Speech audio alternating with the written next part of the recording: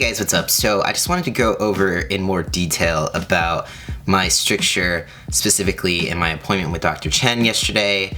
I said I would go in more detail, so here it is. I want to do this.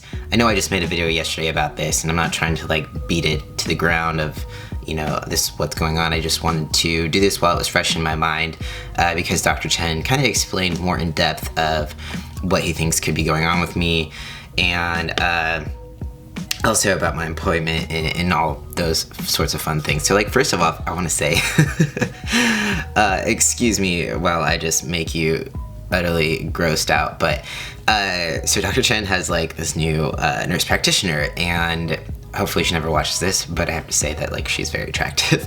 I felt like upon first meeting her, I walked into an episode of Grey's Anatomy and I was just like, is this real life?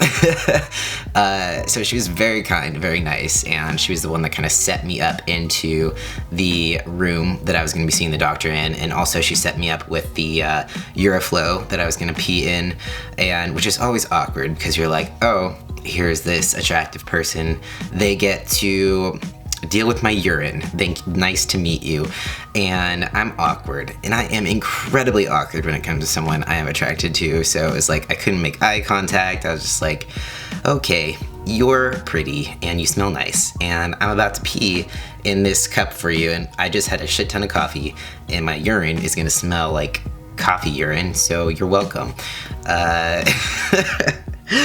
Anyways, it was kind of funny because she sets up the computer that reads my pee volume and all that stuff, and she puts the funnel out with the cup. I'll put a picture right here. This is the setup, and then she leaves the room and tells me to pee, and then she'll come back when I'm done.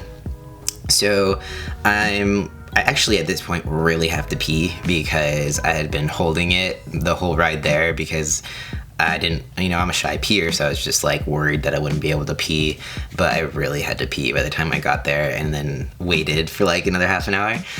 So I was like, sweet, I finally get to pee, and so I'm peeing in this funnel. When I start to get towards the end of my peeing, I kind of have to push a little bit to get my whole bladder empty. Like, number one, red flag, that's not normal. Number two, I couldn't continue my peeing without also farting. So I really had to fart. And so I actually had to stop my urine prematurely because I couldn't get all my pee out without farting. And I was just thinking to myself, there is no way that I can fart in this closed room and then have this attractive nurse have to come in after me and just have no one to blame it on.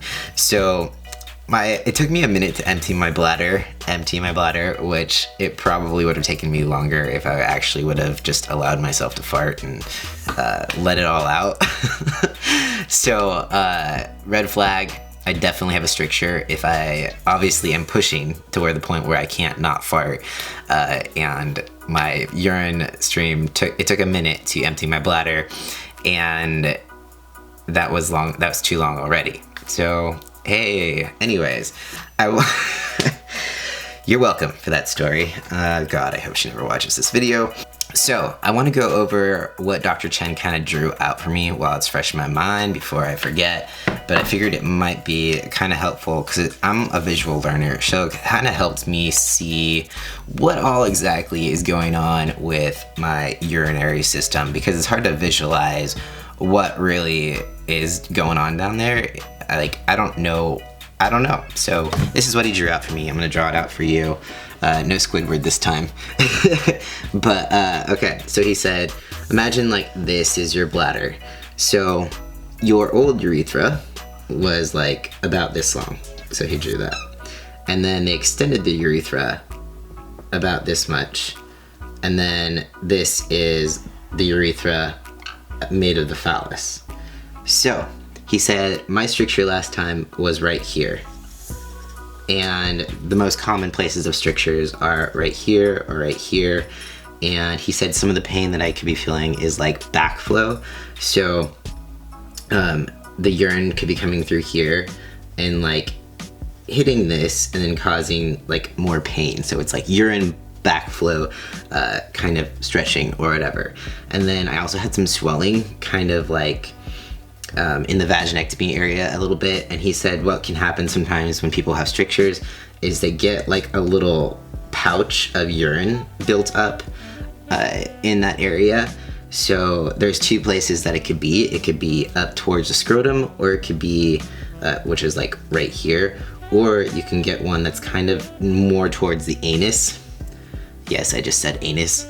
And that's where, more so where I'm feeling it. So if I do have this pouch of urine, he said that he can take that out when I do have my urethroplasty. He said that it's pretty uncommon. He's only done like surgery, like 3 of those. So I mean, I'm kind of hoping that isn't the case, but he can deal with that, and he can see if I have that when he goes in with the scope and all that stuff. So yeah, that really helped me, how he drew that out. And I'm hoping that my stricture is still short enough to where I won't need the mouth graft. So if my stricture is longer than it was last time, then they have to take a graft from my mouth to fix the stricture, whereas before he was able to cut out the stricture and then just pull my urethra back together. And if it remains that short, then he can just do the same thing. There's no more chance that he's gonna have to use a graft this time because it's the second time, and there's still a 20% to 40% chance of recurrence after this repair. So the chances of recurrence are the same. I'm not sure if that's a good or bad thing, but I'm hoping this is my time. I'm hoping that this is gonna be the last surgery of urethra issues. So if you take the mouth graft, you have to have a catheter for about 3 weeks. If you don't need the graft, it'll be about a week, week and a half. I'm gonna say a week because last time I legit could not stand the catheter for more than 3 days. So I'm gonna take all the pain pills that I need to take. I tried to go without pain pills last time, and I freaked out and had panic attacks. So I'm just gonna do what I ever need to do to stay sedated. Maybe ask my doctor for prescriptions of Ativan ahead of time, so I have that on hand. Hopefully she'll help me out with that, because I don't want to have panic attacks, because that's insane, and it gives me shivers just thinking about. Anyways, my battery is dying, so I better go, but thank you so much for watching this. I hope hopefully this was helpful for you. Feel free to leave any questions down below if you have any. Peace out. I will see you next time.